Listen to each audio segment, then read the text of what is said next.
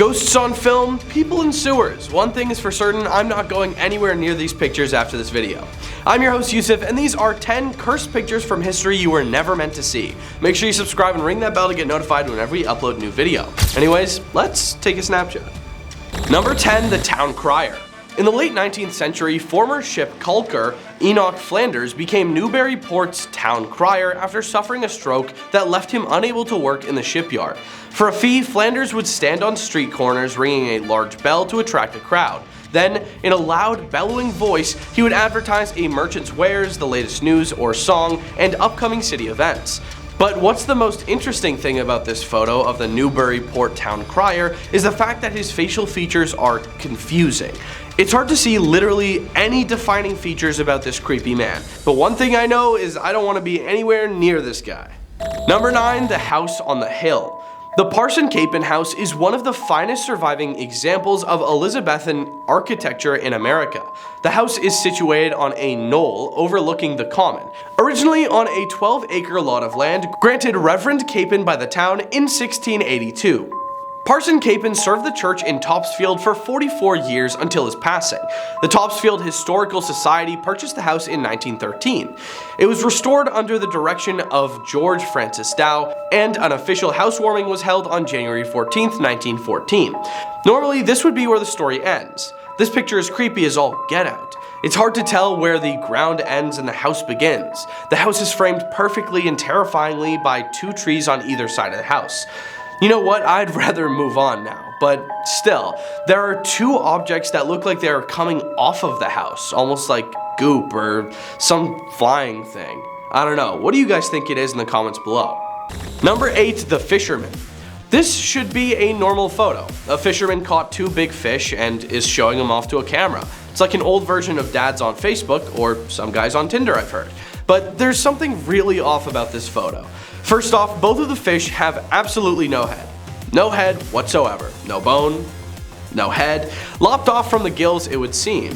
The water in the background, be it lake, ocean, or sea, is the creepiest water I've ever seen. Like, I don't know how to describe it. In broad daylight, the sun shining on the water makes it look really eerie.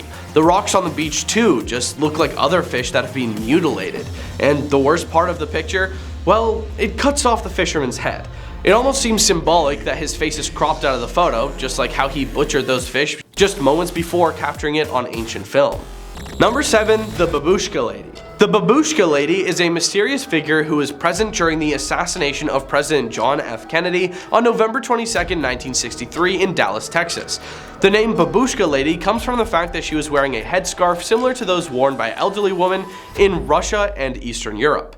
On that fateful day, as President Kennedy's motorcade was passing through Dealey Plaza, several people were recording the event with cameras and camcorders. The Babushka Lady was one of them. She was seen holding a camera and filming the motorcade as it passed by. After the assassination, she was seen in several photographs and films standing in the crowd, seemingly unfazed by the chaos and confusion around her. What makes the Babushka Lady so intriguing is that she has never been identified, despite extensive efforts by investigators and researchers over the years. Her identity and motives remain a mystery.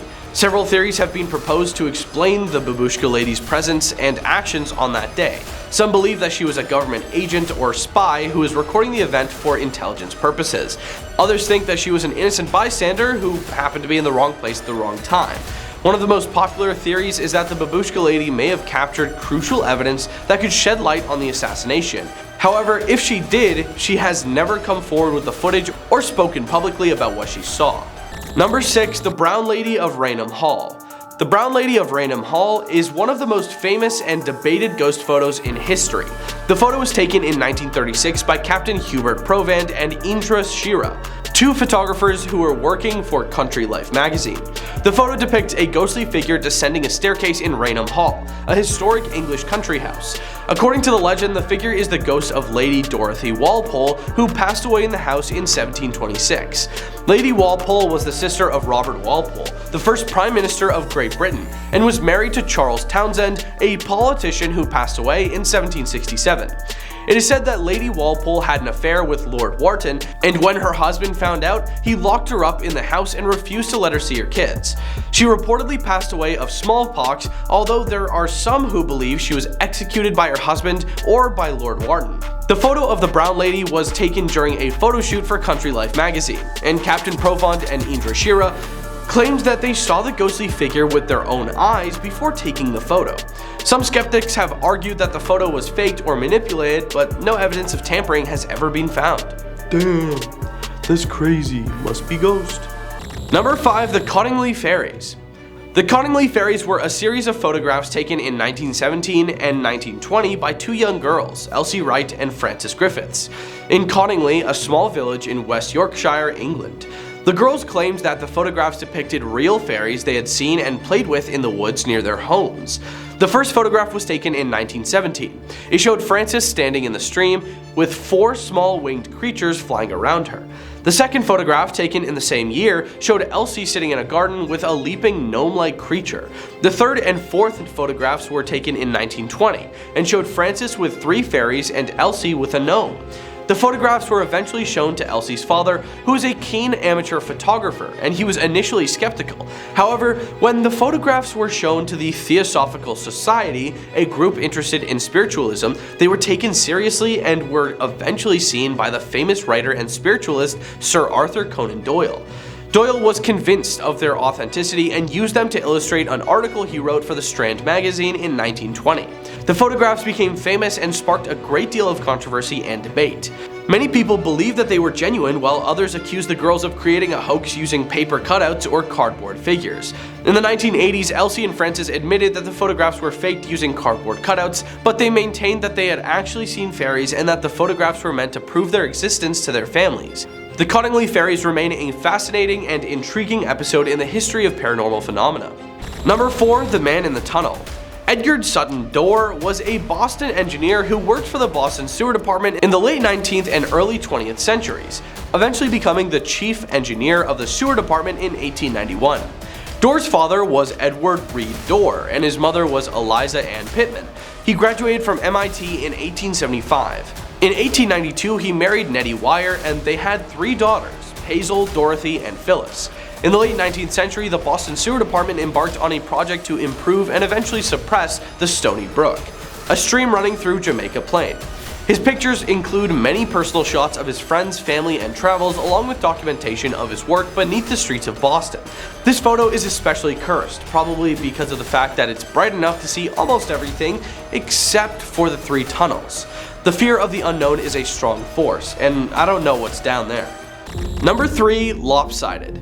Maybe you don't see this image as cursed, but you have to look deeper. This is a shot where everything is nefariously lopsided. There's the ever so slight canted angle of the frame, the 3 dueling lampshades, the void next to the 2 women on the sofa, space for 2 people. People who should be sitting there but aren't. Wait, who's that gentleman in the picture frame? And that young girl by the curtain? This 1951 photo was taken by Leon Abdalian, a prolific and possibly self-taught Jamaica Plain photographer responsible for countless casual portraits in the library collection. His work provides a uniquely intimate look into everyday mid-century life in Boston. Something about this picture makes me really uncomfortable. Number 2. The Statue. You find yourself in a dim and empty room. Old tomes lining the walls, your only company a vaguely menacing statue, that loose light bulb hanging by the side, and what lurks in those distant shelves shrouded in shadow. Whatever you do, don't blink. This cursed image is actually from the Boston Public Library itself. Its collection holds hundreds of images showcasing the construction of the McKim building, the older half of the central branch in Copley Square, before it opened in 1895. It's a fascinating look at the process behind one of Boston's greatest works of architecture, but we wouldn't blame you if you avert your gaze the next time you spot Sir Henry Vane in the entrance hall. Number 1. The Cloaked Ones. Turnbull Canyon is a popular California hiking destination with a dark past. While the source of this particular image has yet to be determined, several web pages state that it shows potential cultists performing some nefarious ritual. Some accounts say these people in dark robes would appear in the canyon regularly, dancing wildly and chanting. Whether or not this is a true depiction of a strange cult or a doctored image meant to scare the viewer, it definitely earns its place as a cursed image. Well, thanks for watching. Those were 10 cursed pictures from history you were never meant to see. Leave a like and comment if you enjoyed it and want to tell us what we missed, and I hope you have a scary day.